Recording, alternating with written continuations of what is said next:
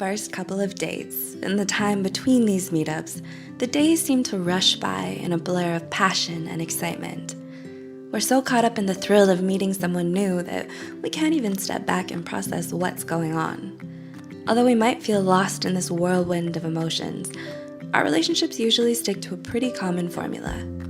Here are a few stages that almost all relationships will follow. The first stage, attraction.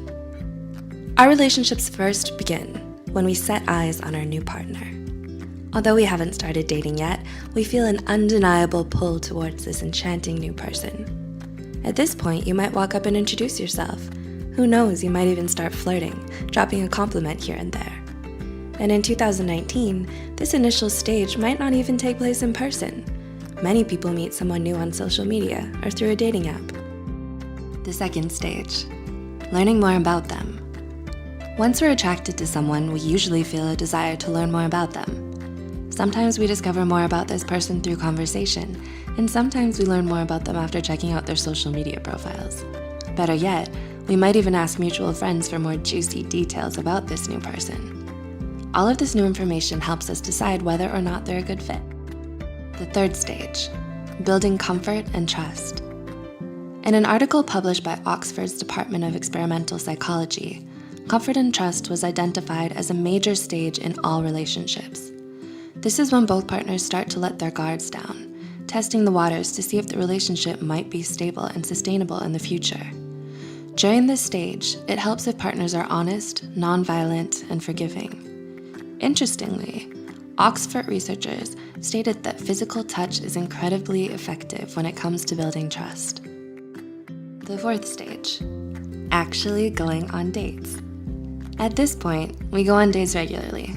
In previous stages, we might have been a little unsure about our partners, but now we've settled into a comfortable rhythm of dating and consistently enjoying each other's company.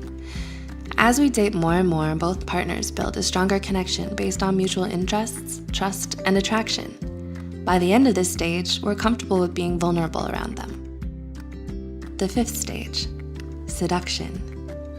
According to that same Oxford study, seduction is one of the final stages of a relationship.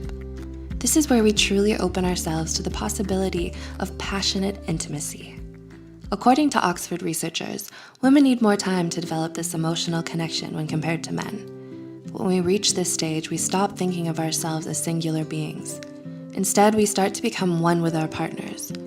We feel their emotions and understand their experiences on a deeper level, as if they were our own. The sixth stage, the honeymoon phase. Most of our viewers are probably familiar with this phase of a relationship. In the first 6 months or so, everything seems new in a relationship, and this could be explained by scientific studies. Researchers tested nerve growth factors and cortisol levels of couples within the first few months of a relationship. These levels were very high, resulting in feelings of euphoria and reduced stress. But when they tested those same levels 12 to 24 months later, the levels had returned to normal.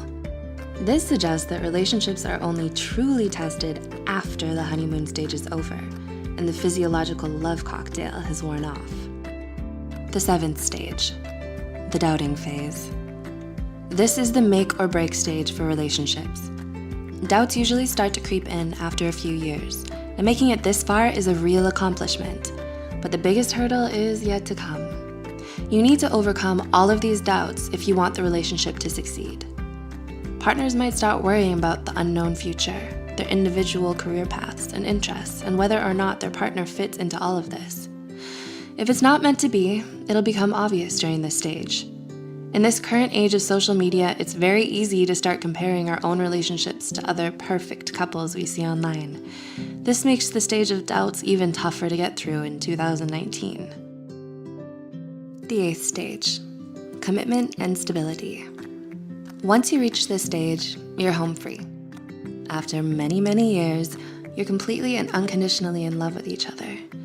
You know each other better than any other person on earth, and you regularly find yourself predicting each other's actions and knowing what to say to comfort your partner during stressful times. Most importantly, you don't take each other for granted. You're happy with the direction of the relationship, and you might even start building projects and creating things together. Who knows? Maybe a family? Let us know if you agree with our 8 stages of dating. If we've left anything out, be sure to let us know in the comments below.